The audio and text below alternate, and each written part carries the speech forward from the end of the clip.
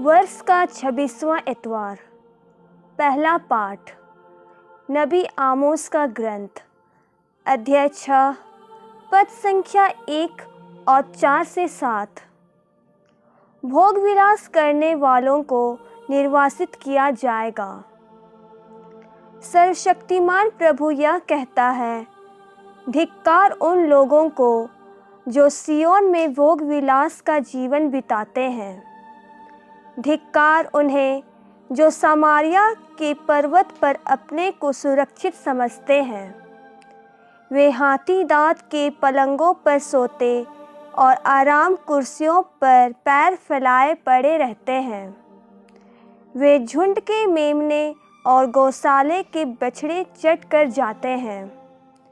वे सारंगी की ध्वनि पर ऊंचे स्वर से गाते और दाऊद की तरह नए वाद्यों का आविष्कार करते हैं।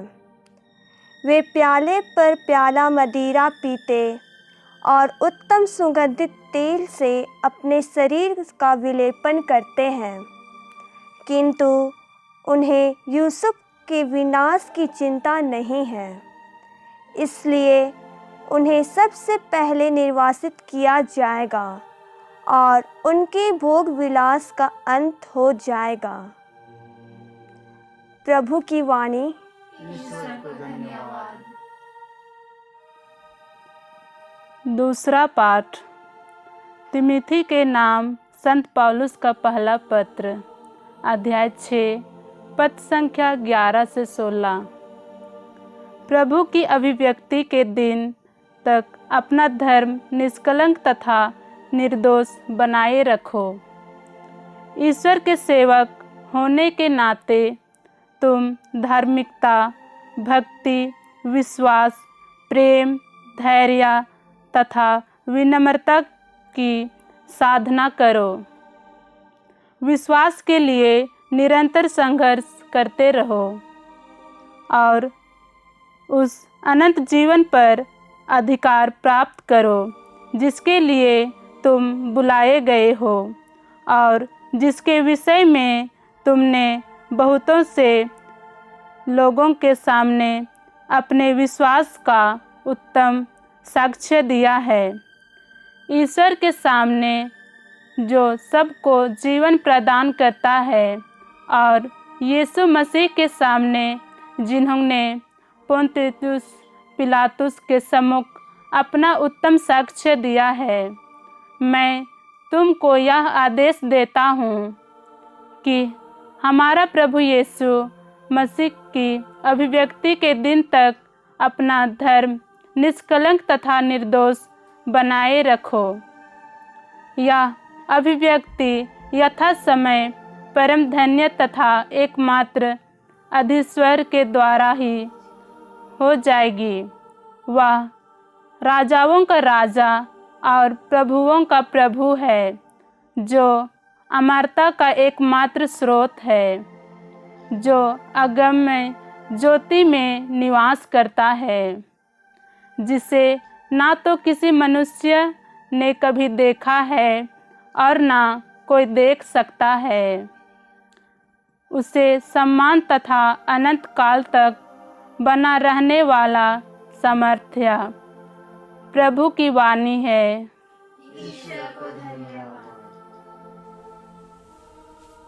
संत लूकस के अनुसार पवित्र सुसमाचार, अध्याय 16, पद संख्याएं 19 से 31 तक। तुम्हें जीवन में सुख ही सुख मिला था और लाजरुस को दुख ही दुख। अब उसे यहाँ सांत्वना मिल रही है और तुम्हें यांत्रणा।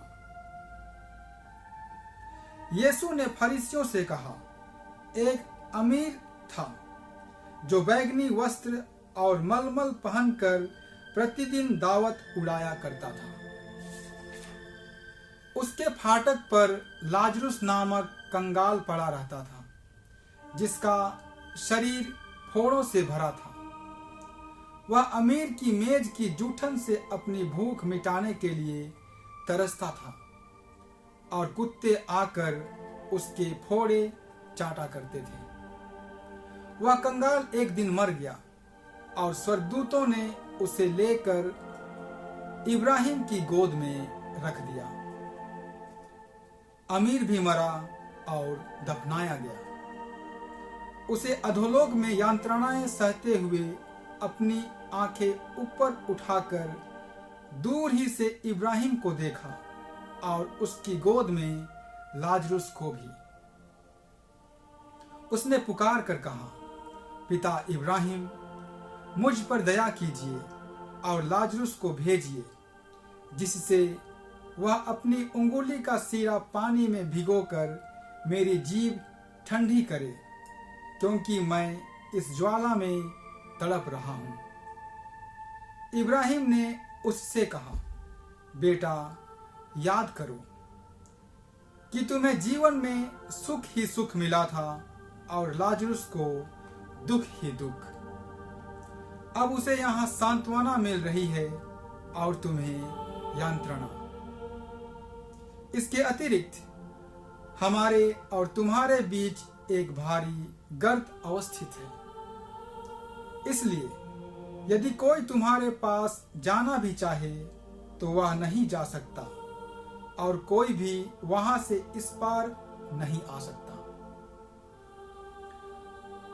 उसने उत्तर दिया, हे पिता, आपसे एक निवेदन है। आप लाजरुस को मेरे पिता के घर भेजिए, क्योंकि मेरे 5 भाई हैं। लाजरुस उन्हें चेतावनी दे, कहीं ऐसा ना हो कि वे भी यंत्रणा के इस स्थान में आ जाएं। इब्राहिम ने उससे कहा, मूसा और नबियों की पुस्तकें उनके पास है, वे उनकी सुने। अमीर ने कहा, हे पिता इब्राहिम, वे कहाँ सुनते हैं? परंतु यदि मुर्दों में से कोई उनके पास जाए तो पश्चाताप करेंगे। पर इब्राहिम ने उससे कहा, जब वे मूसा और नबियों की नहीं सुनते, तब यदि मुर्दों में से कोई जी भी उठे तो वे उसकी भी बात नहीं मानेंगे। प्रभु का सुसमाचार। हे ख्रीस्त, स्तुति हो।